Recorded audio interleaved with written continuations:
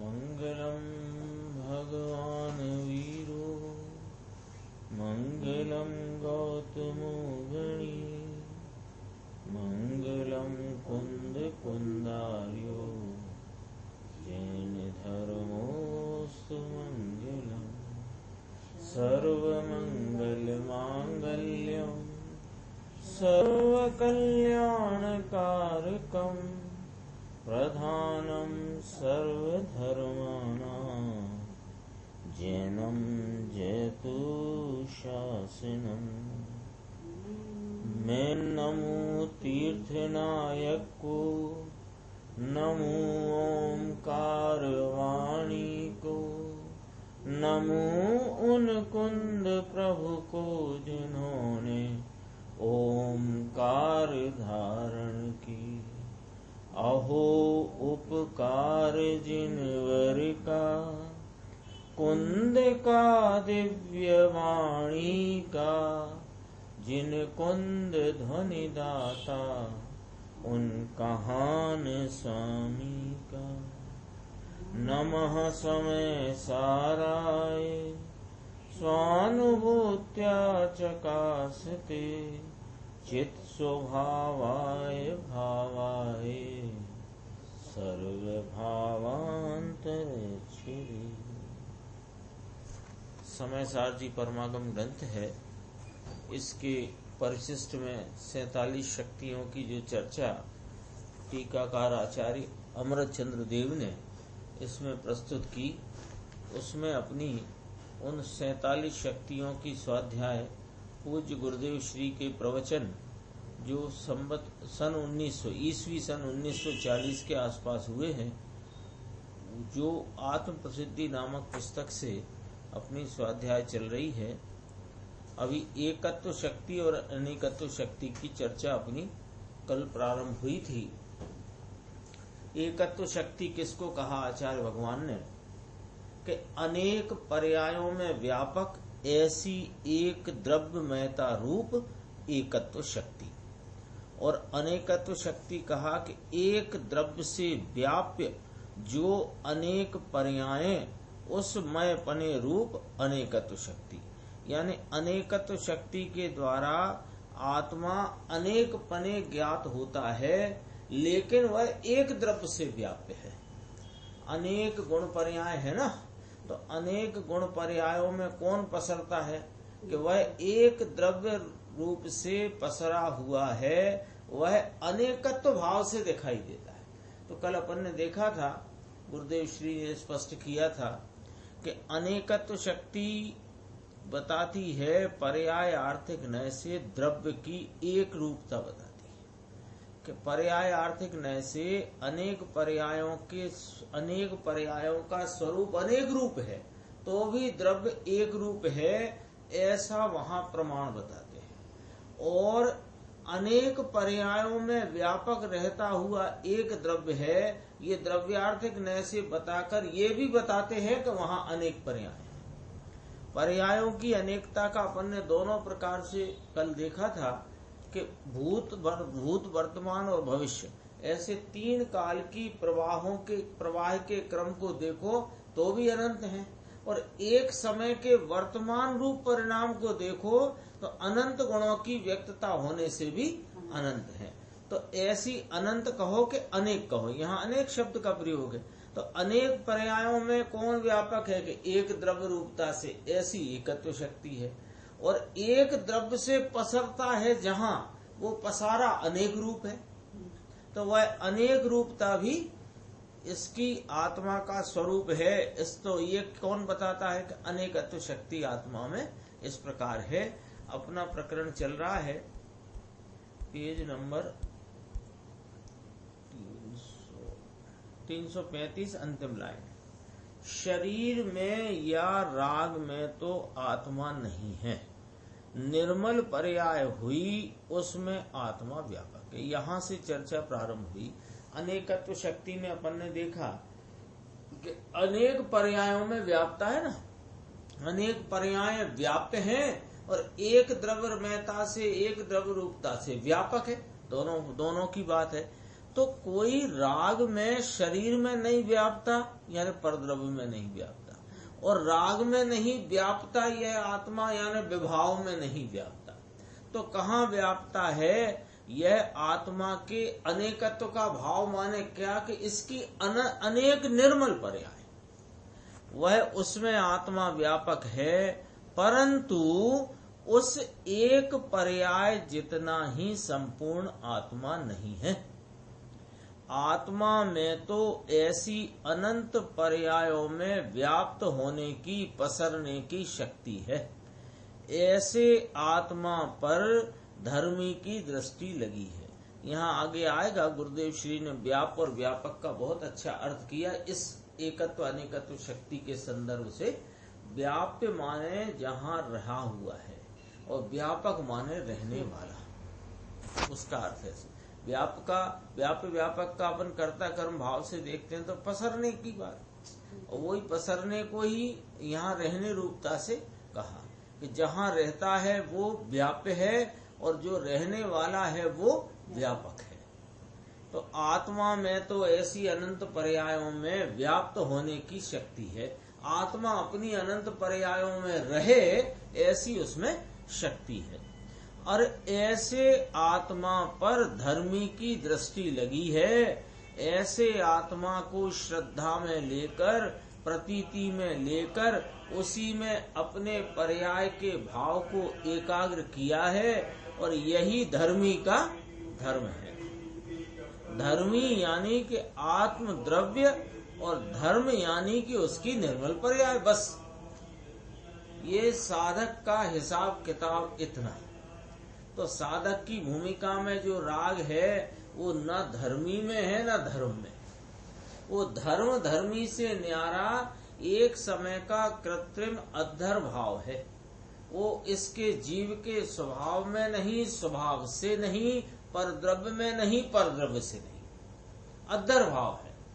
अद्धर माने बिना आधार का, यूं कहना है। क्या आधार है उसका? कि जीव का स्वभाव के नहीं है, परद्रव्य के नहीं है। तो फिर जीव की क्या स्थिति बनी कि धर्म और धर्मी? साधक जीव का पूरा हिसाब किताब, बैलेंस शीट, साधक जीव की बैलेंस शीट क्या है कि धर्म और धर्मी। एक अपना त्रिकाल रहने वाला अनंत गुण का अभेद पिंड धर्मी, और उसके आश्रय से उत्पन्न होती हुई जो निर्मलता का परिणमन, वह उसका धर्म है। धर्मी का धर्म उससे भिन्न नहीं है। अरे धर्म और धर्मी के साथ एक मेक है। ये गुरुदेव ने बहुत अच्छा यहाँ उदाहरण रखा है। देखो, कहाँ रहते हो तो कहते हैं दिल्ली में। उसी प्रकार यहाँ पूछते हैं कहाँ रहते हो तो धर्मी कहते हैं हम अपनी निर्मल पर्याय में रहते हैं। अपनी निर्मल पर्याय ही हमारी राजधानी है। राजधानी का अर्थ देखो, जहाँ राजा रहता हो उसे राजधानी कहते हैं। हाँ, तो राजधानी किसे कहा? निर्मल पर्याय को। क्योंकि आत्मा त्रिकाली अनंत गुणों का अभेद पुंज पिंड प्रभु ये रहता कहाँ है साहेब कि यह अपनी निर्मल पर्याय में रहता है। तो निर्मल पर्याय ही हमारी राजधानी है, क्योंकि जहाँ राजा रहता हो उसे राजधानी कहते हैं। और उस नगर पर किसी प्रकार का कर भार नहीं होता, ऐसा पुराने जमाने में था। ऐसा पहले चलता था कि राज्य का विस्तार तो अनेक नगरों में होता था, लेकिन राज्य का विस्तार कितने ही नगरों में हो, लेकिन राजा एक नगर में रहता था। राजा जिस नगर में रहता था उसका नाम है राजधानी, और वहां पर रहने वाले लोगों पर किसी प्रकार का टैक्स कर का भार नहीं होता था। ये अपने अभी दिल्ली में भी रहा काफी दिनों तक।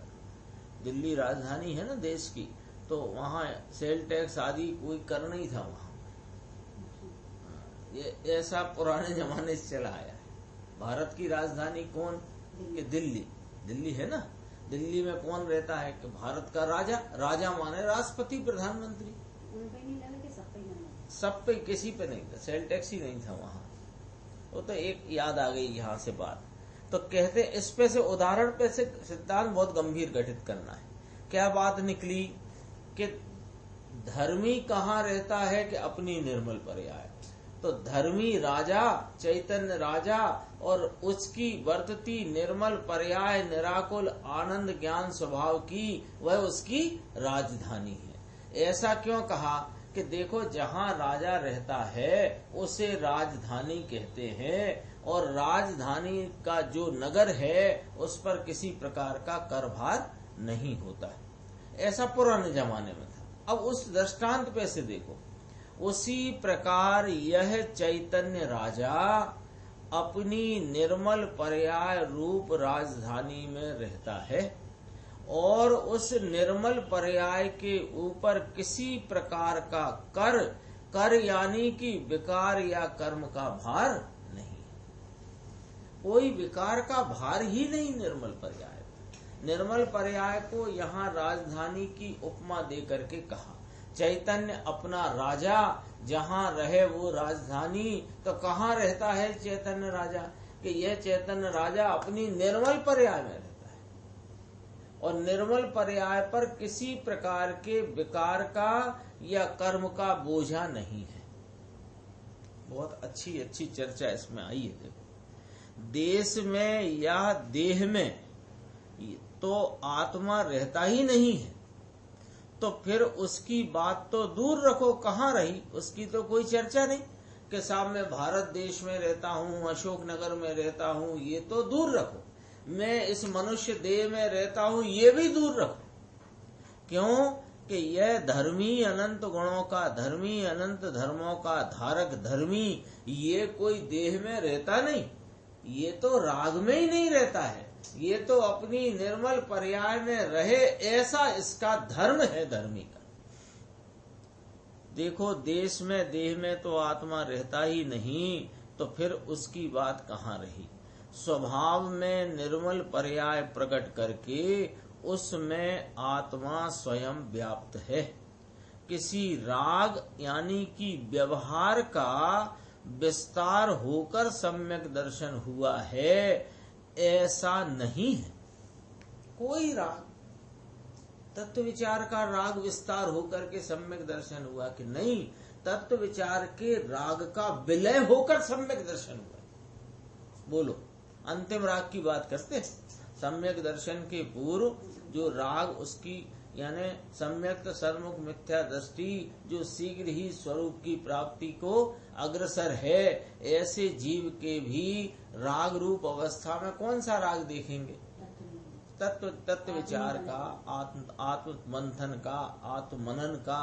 अरे वह राग भी जब तक खड़ा है तब तक आत्मा और वो आत्मा की निर्मल पर्याय की उत्पत्ति नहीं है।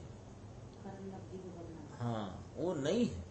तो ये बात तो यहाँ एकदम बारीक वाले अंतिम व्यवहार रूप राग पर से निकल आती है कि ये राग का, इस व्यवहार का, तत्व विचार वाले व्यवहार राग का विस्तार होकर सम्यक दर्शन नहीं होता है, उसका विलय हो जाने से सम्यक दर्शन। किंतु आत्मा स्वयं विस्तार रूप होकर सम्यक दर्शन में विस्तृत हुआ है, यानी वो पसर गया है काय में, अपनी निर्मल पर्याय में। आत्मा की निर्मल पर्यायों में रागादि नहीं रहते। क्या अद्भुत अद्भुत बातें हैं। कई बार अपने को लगता है ऐसा कि ये सब चर्चाएं हमें वर्षों हो गए ना सुनते पढ़ते, तो काफी समय हो गया, तो सब चर्चाएं हमारे ख्याल में तो आ ही चुकी हैं। क्या वस्तु का स्वरूप है, चेतन का क्या स्वरूप, अचेतन का क्या स्वरूप, रागादि का क्या स्वरूप, वीतरागता का क्या स्वरूप, और वीतराग स्वरूप मेरा क्या, और पर्यायों का, वीतराग पर्यायों का क्या स्वरूप, और उस समय होते हुए राग का क्या स्वरूप। सब बातें अपने ख्याल में यद्यपि आ गई हैं, और हम पुनः पुनः रोज ये स्वाध्याय करते हैं, इनमें भी वे ही बातें आती हैं। तो उन बातों से लाभ क्या उठाना कि जो कुछ पहले समझा जाना है समझा है, उस निर्णय में स्पष्टता करना। ख्याल में तो बराबर है, आत्मा का स्वरूप, अनात्मा का स्वरूप, चेतन का, अचेतन का, राग का, वीतराग का, निर्मलता का, मलिनता का, 7 तत्वों का, 6 द्रव्यों का, सब है ख्याल में। लेकिन वो सब ख्याल में तो है, लेकिन पुनः पुनः स्वाध्याय के द्वारा उसमें जो गुरुदेव श्री उकेल करके जो उसके अंतरंग के तात्पर्य को स्पष्ट करते हैं, तो उससे लाभ क्या लेना कि वह जो पहले से जाना समझा है ना, उसमें स्पष्टता और अधिक होना चाहिए। और दूसरे जो अपन ने समझ करके निर्णय जहां तक हुआ है अपना, उस निर्णय में दृढ़ता होनी चाहिए।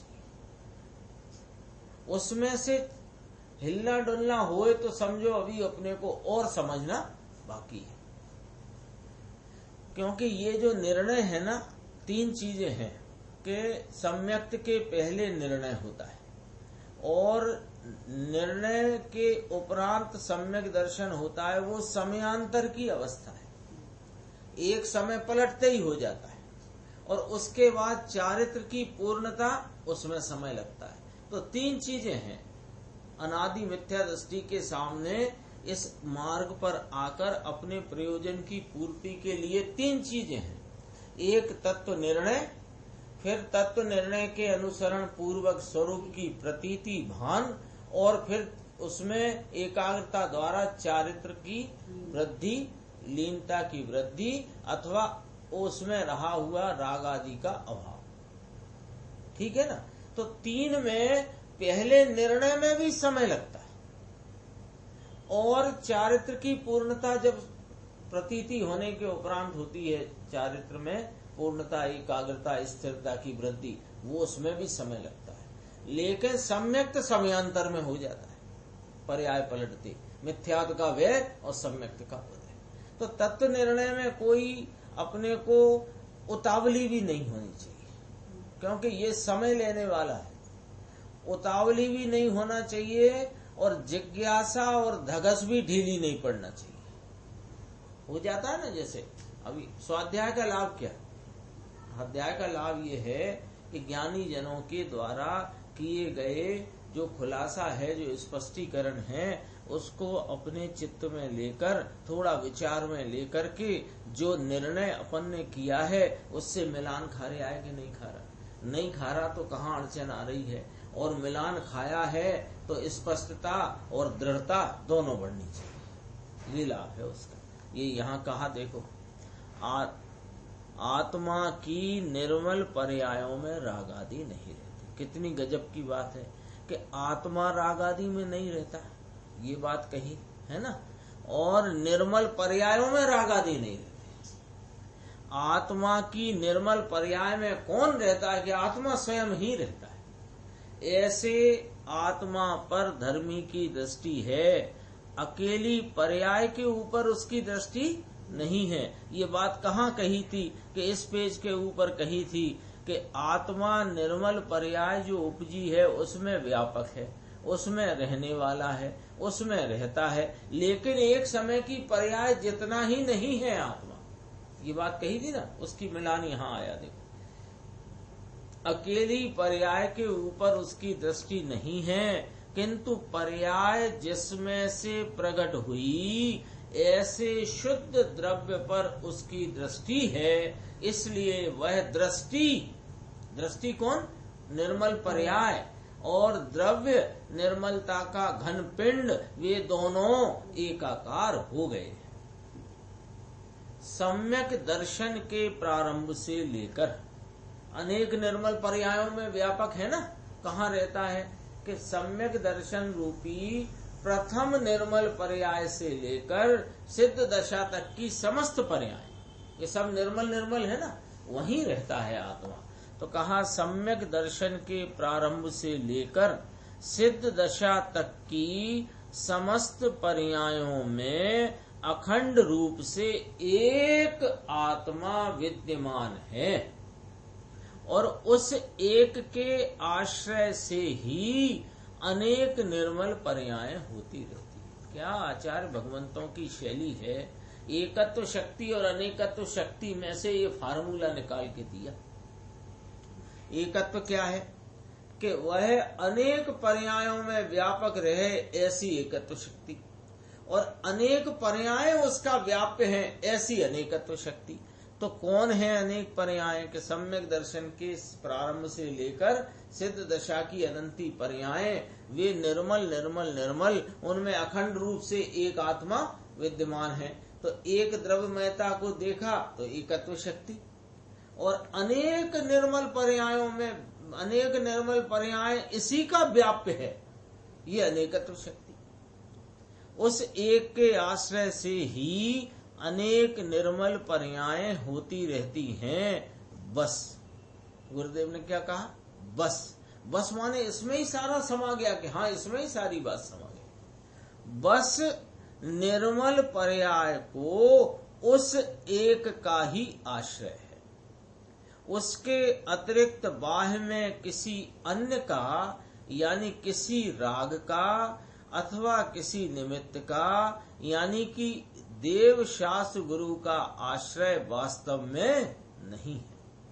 शुद्ध चैतन्य द्रव्य के आश्रय से ही मोक्ष मार्ग प्रकट होता है, टिकता है और बढ़ता है। ये देख लो, ये फार्मूला है जिनेन्द्र परमात्मा के शासन। एक शुद्ध चैतन्य द्रव्य के आश्रय से ही का क्या अर्थ है? कि अन्य सबका निषेध। सीधी सीधी बात है।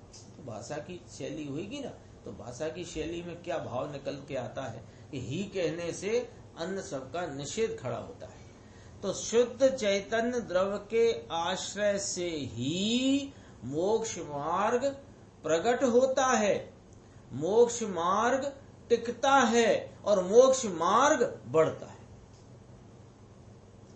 तो जो भूमिका के योग रागादि होते हैं उनसे नहीं टिकता है। कि यह तुमको भ्रम है यदि ऐसा जानते मानते हो। चौथे गुणस्थान की भूमिका में 3 कषाय के सद्भाव वाले राग होते हैं। 5वें गुणस्थान की भूमिका में 2 कषाय के सद्भाव वाले राग होते हैं, और मुनिराज की भूमिका में 1 कषाय के सद्भाव वाले राग होते हैं। इन जो राग उत्पन्न होते हैं ना, 3 भूमिकाएं गिनी अपन ने, अविरति सम्यक दृष्टि, व्रति और अविरति श्रावक, दोनों एक में ले लो, और मुनिराज। इनके जितनी राग की वृत्ति का उत्थान है वह मोक्ष मार्ग में बाधक रूप भाव है, और वह उससे नहीं टिक रहा है मोक्ष मार्ग। मोक्ष मार्ग तो स्वरूप के आश्रय मात्र से हुआ है, आश्रय मात्र से टिक रहा है और आश्रय मात्र से ही बढ़ता है। इसके अतिरिक्त व्यवहार यानी कि राग या कि निमित्तों के आश्रय से मोक्ष मार्ग प्रकट नहीं होता। ये सैद्धांतिक बात है।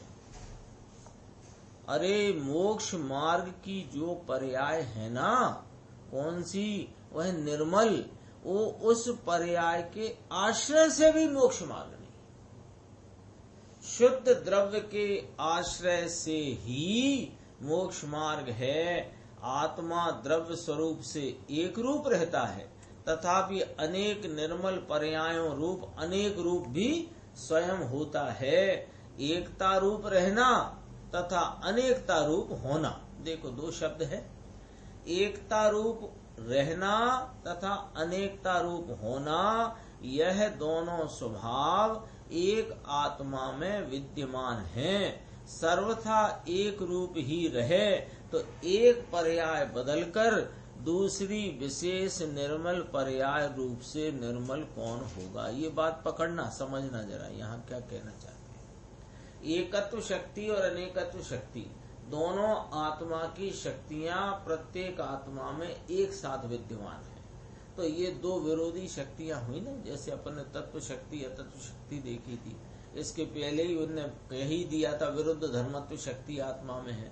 तो विरुद्ध धर्मत्व शक्ति का ही ये एग्जाम्पल रूप भाव है। यहाँ एकता रूप रहना और अनेकता रूप होना, एकत्व शक्ति भी आत्मा की, अनेकत्व शक्ति भी आत्मा की। अब यहाँ पर 2 या 3 पैराग्राफ में अपने सामने ये चर्चा आ रही है कि एकत्व रूप न होए तो क्या होगा और अनेकत्व रूप न होए तो क्या होगा।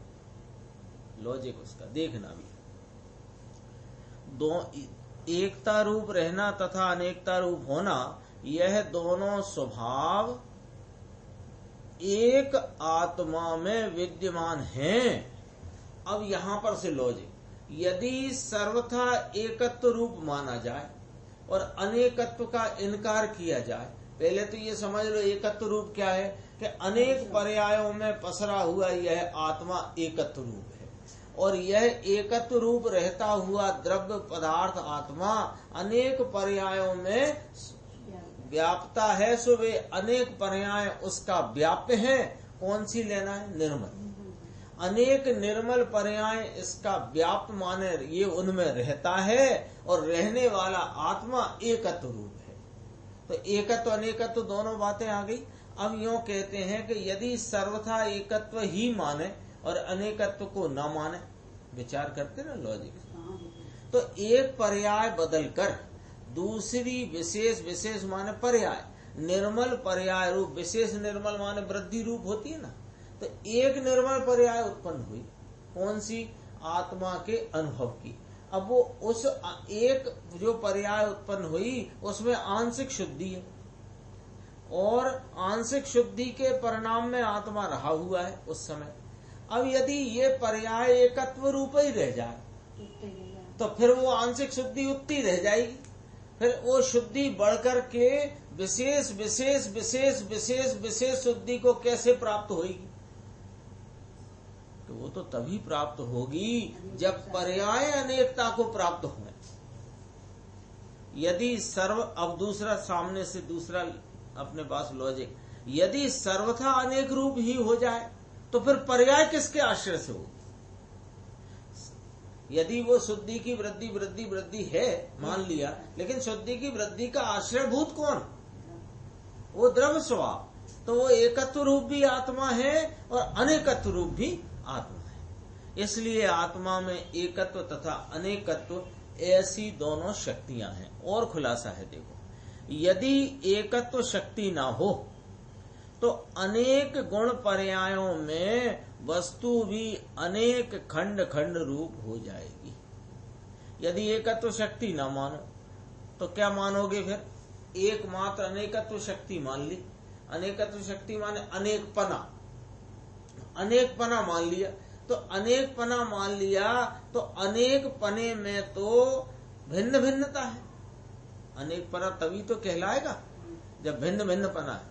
तो भिन्न भिन्न पना है तो फिर वह एक वस्तु यदि एकत्व रूप न मानी और मात्र अनेक रूप ही मान ली, एकत्व शक्ति को तुमने यदि इनकार कर दिया तो फिर खंड खंड नहीं होगी वस्तु।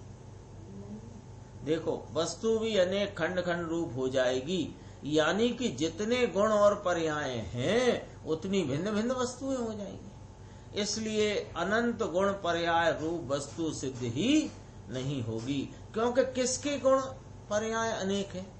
किसके? एक आत्मा के। एक उसका जो मूल भाव है वो उसके आधार से ही तो कहा जा रहा है। जैसे एक अपन ये हाथ है अपना, ये हाथ को ये उंगलियों से खंड खंड नहीं होता। तो हाथ एक रूप ना रहे तो फिर ये इसमें इसमें इसमें इसमें ये अनेक अनेक हैं उंगलियां। तो ये उंगलियां किसकी? किसकी उंगलियां? उंगलियों की उंगलियां के नहीं, हाथ की उंगलियां। तो ये 5 उंगलियां रूप हाथ है। तो 5 उंगलियां रूप हाथ में 5 पना ही मान लो और एक हाथ पना नहीं मानो, तो ये 5 पना किसका? लॉजिक से है बात। तो गुण पर्यायों में एक रूप से व्याप्त होकर रहने रूप एकत्व शक्ति है, वह अनंत गुण पर्यायों में द्रव्य की अखंडता बनाए रखती है। कैसे? कि सुनो, ज्ञान रूप परिणमन जानने का भाव है, दर्शन देखने का भाव है, श्रद्धा प्रतीति भाव है, आनंद सुख भाव है, आनंद गुण का सुख भाव है, चारित्र शांति का भाव है। तो ये सब भाव जुदा जुदा है कि एक है। जानना है वो देखने का भाव नहीं, हाँ जुदा जुदा है ना। और देखना प्रतीति नहीं, प्रतीति जानना नहीं। इस प्रकार सब में भिन्नता भिन्नता है कि नहीं। अब यदि इन सब भिन्नताओं में यदि आत्मा अखंड रूप से ना रहे तो फिर यह भिन्नता तो आत्मा कितने हो जाएंगे, भिन्न भिन्न हो जाएंगे, अनेक हो जाएंगे। अनंत गुण पर्यायों में फिर द्रव्य की अखंडता कौन बना के रखता है कि एकत्व शक्ति। अगली चर्चा। उसी प्रकार यदि अनेकत्व शक्ति ना हो, अपन माने ही नहीं अनेकत्व शक्ति कि हम तो एकत्व रूप ही मानते हैं आत्मा, ये गुण पर्यायों का अनेकपना तो भेद का भाव है, ये तो इसमें तो इसका लक्ष्य करने से तो विकल्प उत्पन्न होते हैं, तो हमको तो इसका लक्ष्य नहीं करना। अरे लक्ष्य नहीं करना, लक्ष्य में तो रखना भैया। दो फर्क आ गए, लक्ष्य शब्द दो बार प्रयोग किया। लक्ष्य में नहीं लेना माने उसमें आप रूपता की प्रतीति नहीं करना, इसका नाम लक्ष्य में। और लक्ष्य में रखना माने वह है ऐसा जानना। ये चल रही है अभी 14वीं गाथा। अबद्ध स्पष्ट आदि अनन्य है ना, ये सब भाव जो बद्ध स्पष्ट आदि भाव है ना, बद्ध स्पष्ट अन्य अन्यपना, ये सब भाव हैं, भूतार्थ हैं, लेकिन एक अभूतार्थ की दृष्टि में ये सब दिखाई नहीं देते। ये 14वीं गाथा चल रही है, सुबह चलती 8:30 से 9, गुरुदेव श्री का व्याख्यान।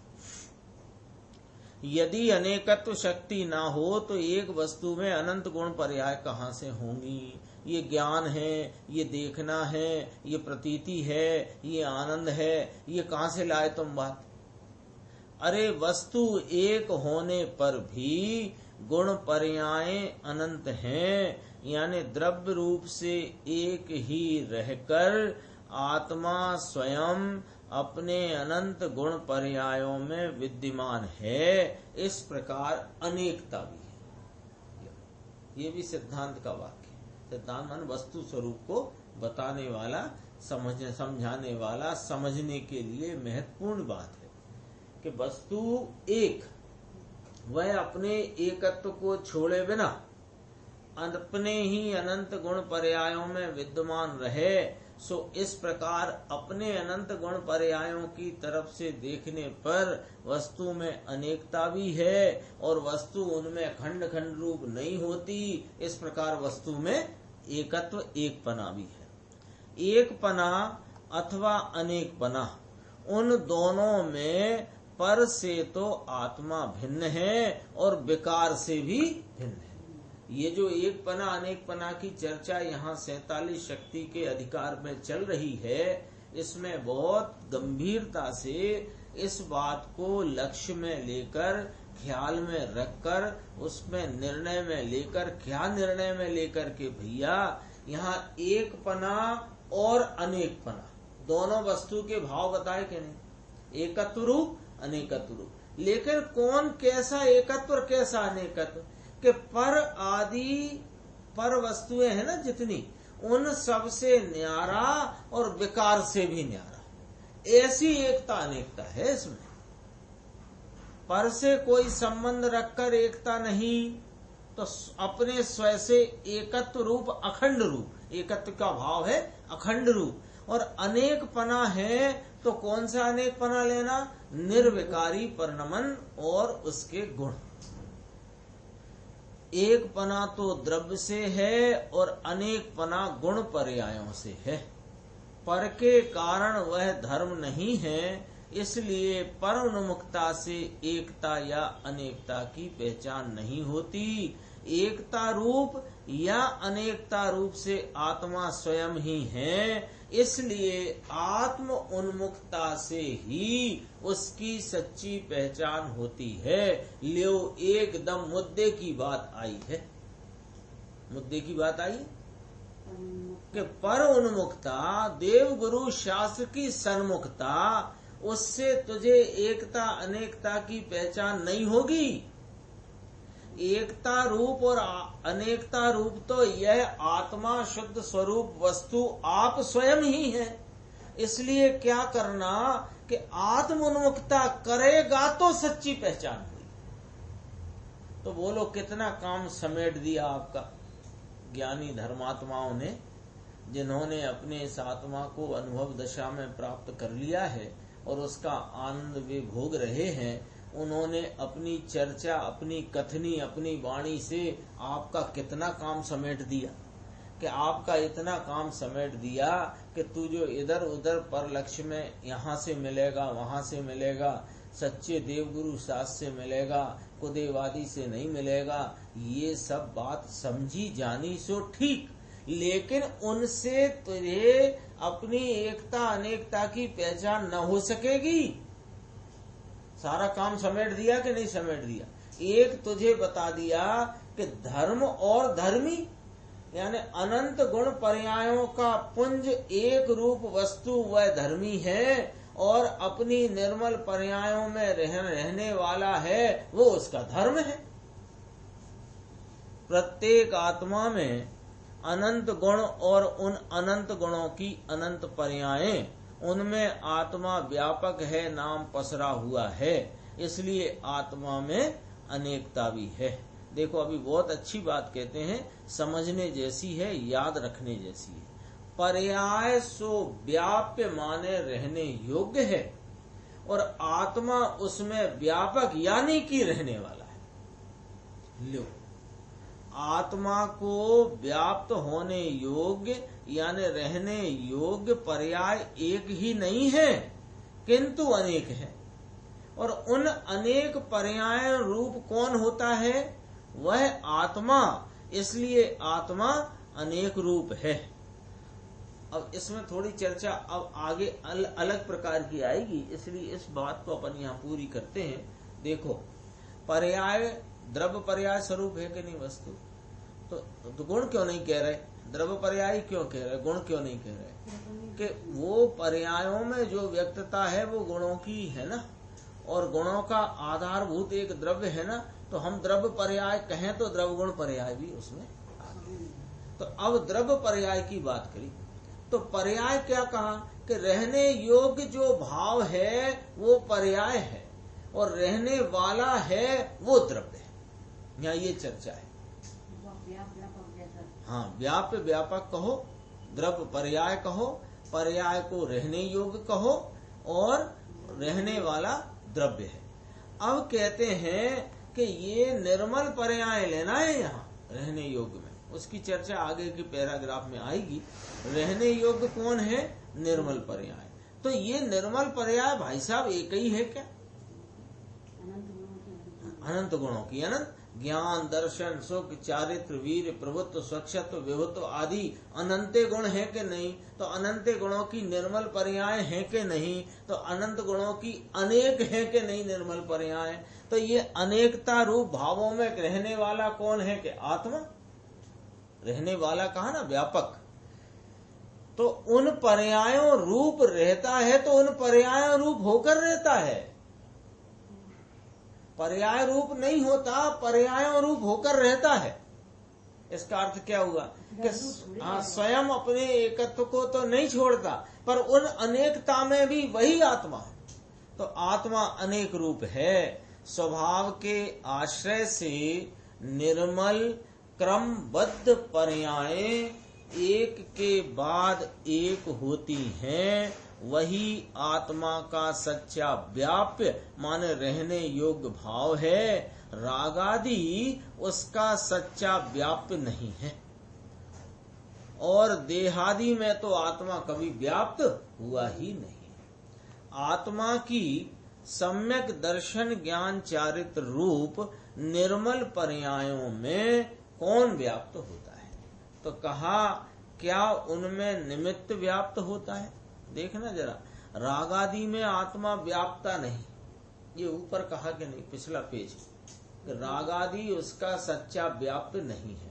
तो अपन ने यहाँ देखो एक बोर्ड पर 3 चीजें लिखी कि एकत्व को नहीं छोड़ने वाली एक द्रव्यमयता स्वरूप द्रव्य, और उसकी निर्मल पर्याय, और वर्तमान में रही हुई रागादि अवस्था। वो भी एक कॉलम अपन ने थर्ड कॉलम बना के लिख ली बात को। अब जरा ये कॉलम से कॉलम मिलाएंगे तो एकदम अच्छा जल्दी स्पष्ट होगा कि ये आत्मा का सच्चा व्याप्य कौन है। कि दूसरे कॉलम में जो निर्मल पर्याय कही गई, अनेक अनंत गुणों की अनंत निर्मल पर्याय जो एक के बाद एक क्रमबद्ध रीति से निर्मल निर्मल निर्मल निर्मल निर्मल होती है। तो आत्मा जो एक द्रव्य स्वरूप आत्मा अखंड है, वो रहने वाला है, कहाँ रहता है कि उसके रहने का स्थान अपनी निर्मल पर्याय। तो जो वर्तमान में हो रहे हैं राग आदि भाव कि वे हो रहे हैं, ये बात सच्ची है, लेकिन आत्मा का वह व्याप्त नहीं है, आत्मा उसमें पसरता ही नहीं है, आत्मा उसमें पसरता नहीं है। ये बात यहां से कही। अब ये 3 कॉलम खड़े रहने देना, अगले पैराग्राफ में चलते हैं कि आत्मा की सम्यक दर्शन ज्ञान चारित। अभी तो कौन आत्मा के व्याप्य कौन है वो वाली बात हुई थी ना, 3 कॉलम। आत्मा वस्तु, उसके व्याप्य निर्मल पर्याय, रागादि उसका सच्चा व्याप्य नहीं है। ठीक है। अब यहां से चली कि ये जो निर्मल पर्यायों के कॉलम में आ जाओ, तो निर्मल पर्यायों में कौन व्याप्त होता है कि आत्मा, द्रव्य अपना। तो फिर कहते हैं कि ये निर्मल पर्यायों में क्या निमित्त व्याप्त होता है कि आत्मा व्याप्त होता है? कि आत्मा व्याप्त होता है, उनमें निमित्त व्याप्त नहीं होता है। तो और दूसरी बात, ये जो निर्मल पर्याय जो एक के बाद एक क्रमबद्ध वर्तमान वर्तमान वर्तमान करके एक के बाद एक निर्मल निर्मल निर्मल निर्मल ऐसी क्रमबद्धता में हो रही हैं, वो पर्यायों में क्या पूर्व की पर्याय व्याप्त होती है कि नहीं? अरे शुद्ध चैतन्य मूर्ति आत्मा स्वयं परिणमित होकर उन सम्यक दर्शनादि पर्यायों में व्याप्त होता है। अपन ने 3 कॉलम बनाए थे। पर्याय कैसे हो, है ही नहीं। हाँ, तो वही तो कहना है, वही बात करते हैं। देखो, अपन ने 3 कॉलम बनाए थे। एक कॉलम में अपना एकत्व स्वरूप रहने वाला अखंड आत्मा, ये रहने वाला है और कहाँ रहता है कि निर्मल पर्यायों का दूसरा कॉलम। एक 3rd कॉलम भी राग का अपन ने बना लिया था, उसी के साथ एक कॉलम निमित्त का रख दो। तो अब इस पूरे नक्शे में ये आत्मा कहाँ रहता है कि अपनी निर्मल पर्यायों में रहता है।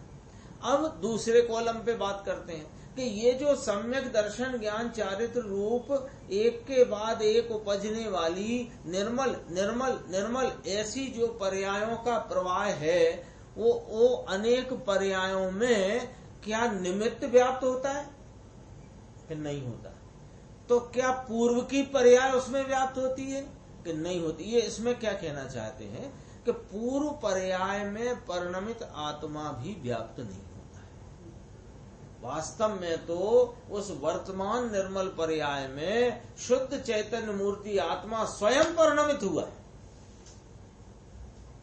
तब तो अनेकत्व तो घटेगा ना। पर्याय नहीं व्याप्त है, आत्मा व्याप्त होता है। कैसे व्याप्त होता है? स्वयं शुद्ध चैतन्य मूर्ति आत्मा स्वयं परिणमित होकर के उन सम्यक दर्शन ज्ञान चारित हो।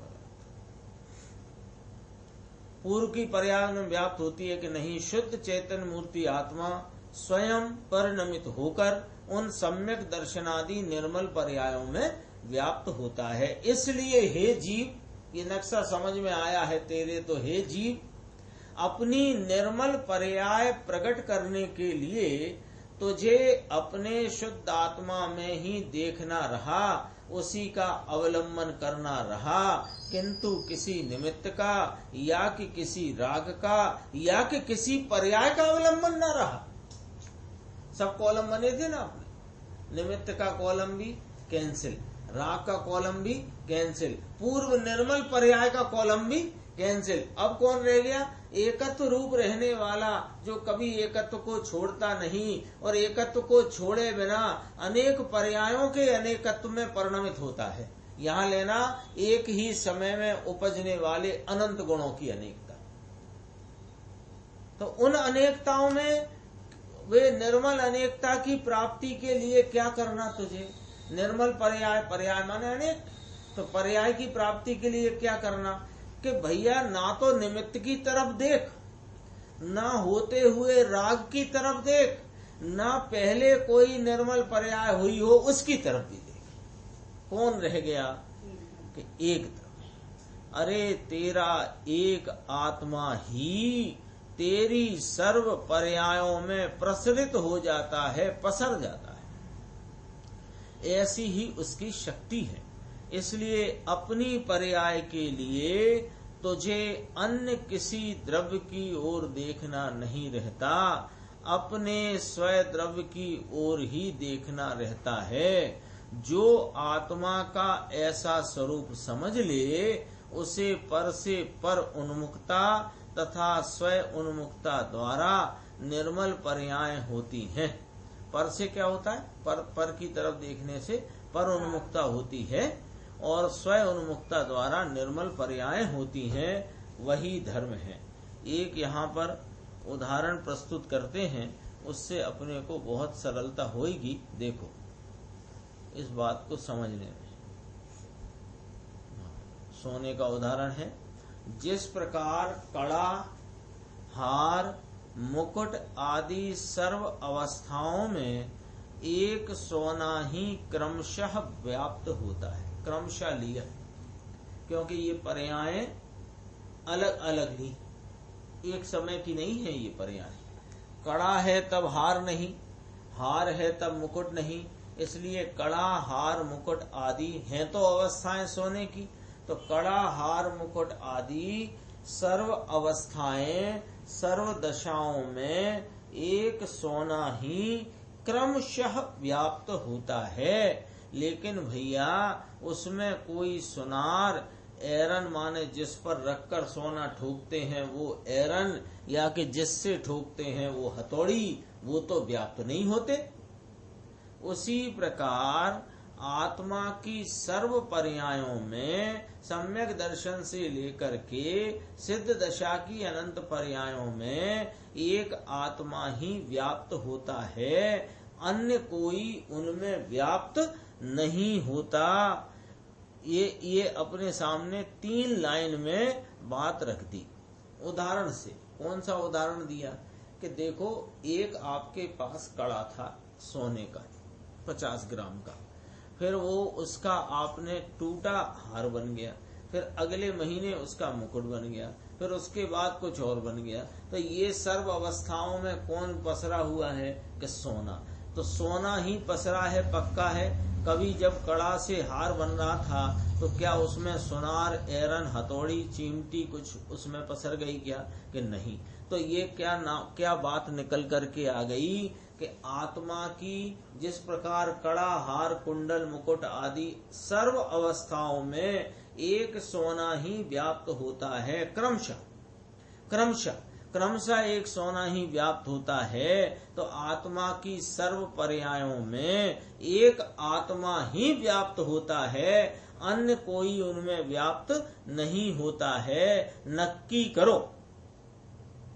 अब जब ये नक्की करा हो तो एक सामने जो बात आ रही है इस पर भी विचार करके क्या निषेध करना और क्या विधि करना। विधि माने स्थापित करना, निषेध माने उखाड़ फेंकना। तो देखो क्या करना कि जो कोई ऐसा मानता है, क्या मानता है कि उपादान और निमित्त दोनों मिलकर कार्य करते हैं, ऐसा जो मानता है वह एक पर्याय में अनेक द्रव्यों को व्याप्त मानता है।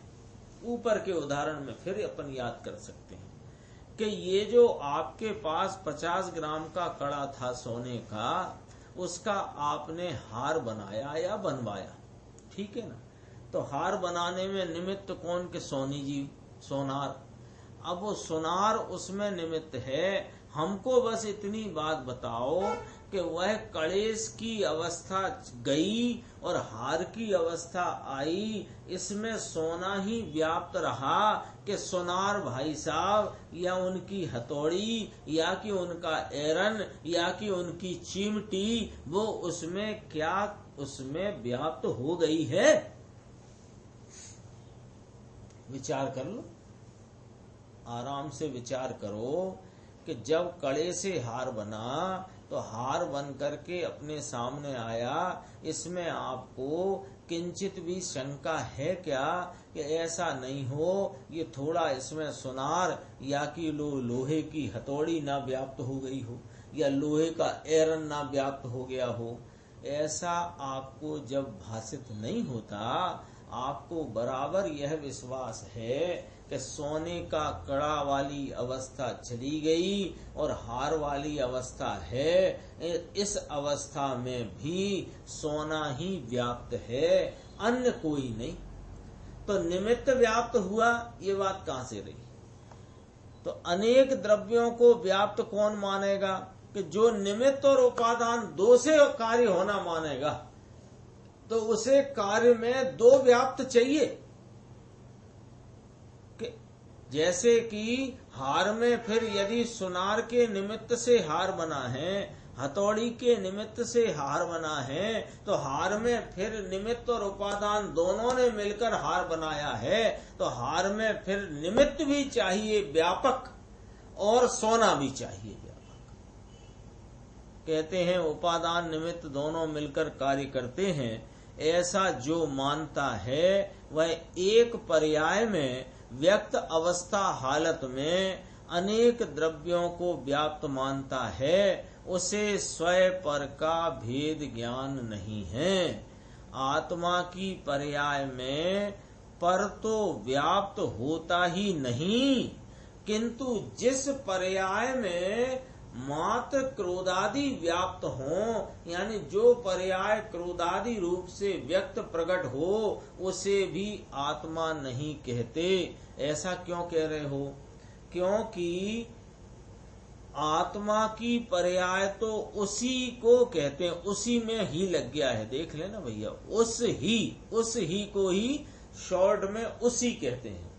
तो आत्मा की पर्याय तो उसी को कहते हैं जिसमें आत्मा का स्वभाव व्याप्त हो। क्रोधादि भाव सचमुच आत्मा के स्वभाव से व्याप्त नहीं है। ऐसे आत्म स्वभाव का जिसने निर्णय किया, उसकी पर्याय में आत्मा व्याप्त हुआ और क्रोधादि व्याप्त नहीं हुए। क्रोध में व्याप्त हो वह मैं नहीं, और शुद्धता में व्याप्त हो वही मैं हूं। ऐसा निर्णय करने पर देख लो क्या कहना चाहते हैं।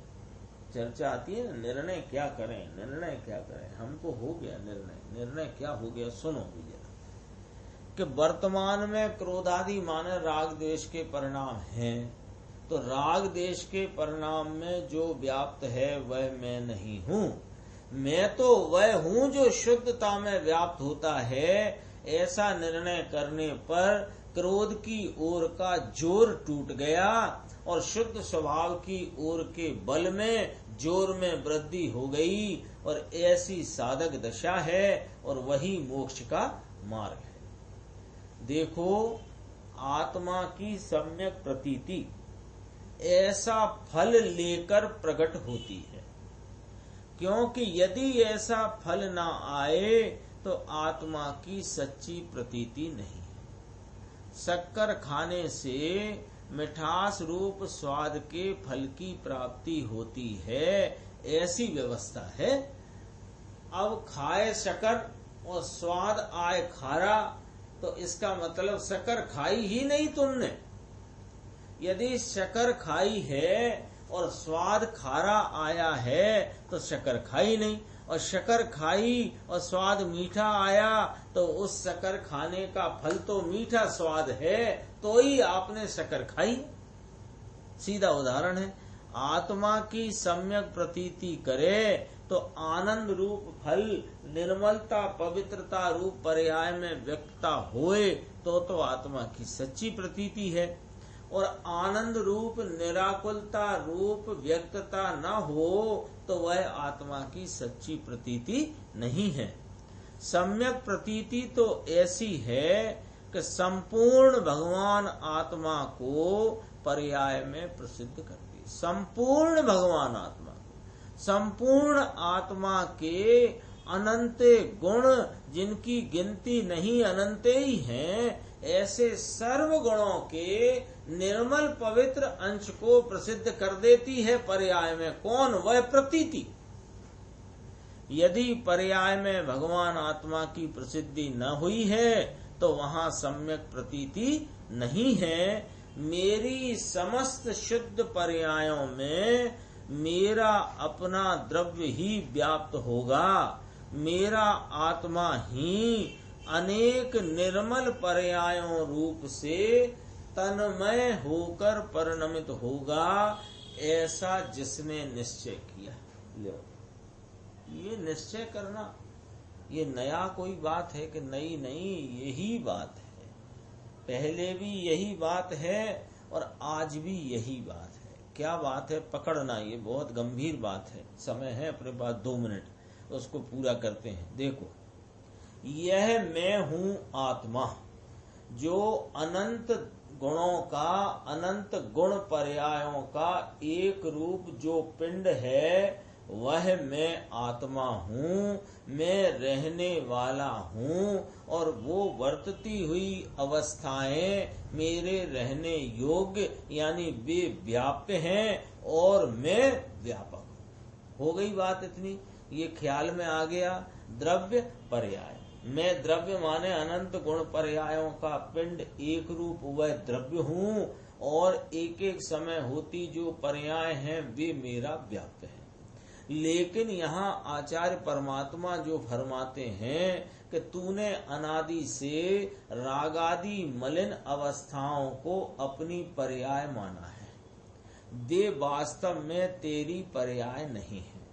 तेरी पर्याय तो कौन है कि तू है निर्मल वस्तु पवित्र आत्मा, और पवित्र निर्मल पर्यायों से तन्मय होकर जो परिणमन हो वही मैं हूँ, ऐसा जिसने निश्चय किया।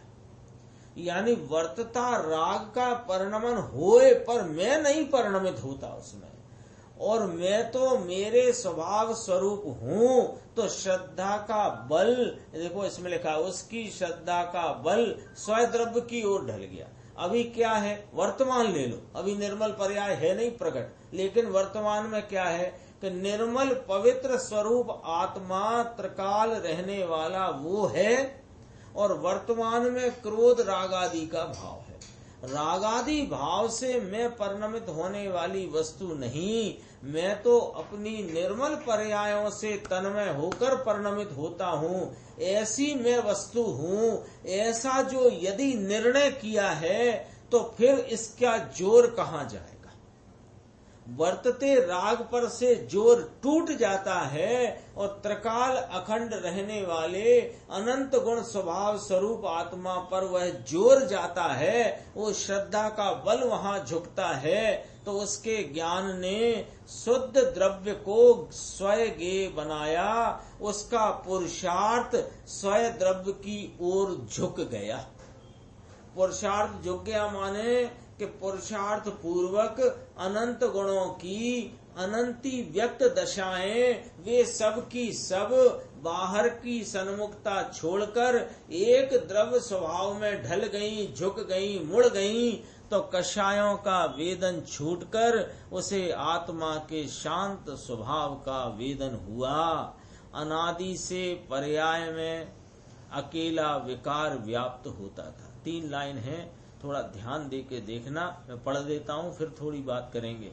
अनादि से पर्याय में अकेला विकार व्याप्त होता था, उसके बदले, बदले माने उसके स्थान पर, यानी अब वर्तमान में अपूर्व निर्मल पर्यायों में भगवान आत्मा व्याप्त हुआ, अर्थात आत्म प्रसिद्धि हुई।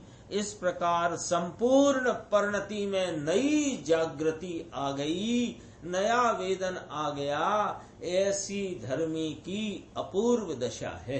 देखना ऊपर क्या लिखा था, वो थोड़ा ध्यान आकर्षित करना है गुरुदेव की भाषा शैली और उसमें रहे अभिप्राय पर।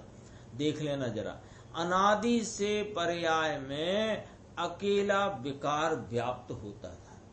पर्याय में विकार था, सो विकार में विकार व्याप्त होता था, आत्मा व्याप्त नहीं होता था। अब जो विकार का लक्ष्य छूट गया और अपने पवित्र इस आत्मा का लक्ष्य हुआ, तो अब जो निर्मल पर्याय प्रकट वर्तमान प्रगति, उनमें कौन व्याप्त हुआ है कि उसमें भगवान आत्मा व्याप्त हुआ है। थोड़ा इस लाइन को आप यदि अपने पास PDF पुस्तक आदि हो तो ये थोड़ा देखना कि अनादि से पर्याय में अकेला विकार व्याप्त होता था, उसके बदले माने अब वर्तमान पर्याय स्थान पर निर्मल पर्याय जो अपूर्व प्रगति, उनमें भगवान आत्मा व्याप्त हुआ है। नई जागृति आ गई है, नया वेदन आ गया है। ऐसी धर्मी की अपूर्व दशा है। अब आगे के प्रकरण में थोड़ी क्रमबद्ध पर्याय की भी चर्चा इसमें आएगी, वह अपन अपनी अगली स्वाध्याय में करेंगे। निज निधि निज में बताई, यह अनंत उपकार है। उसके लिए जिन वाणी माँ को वंदना।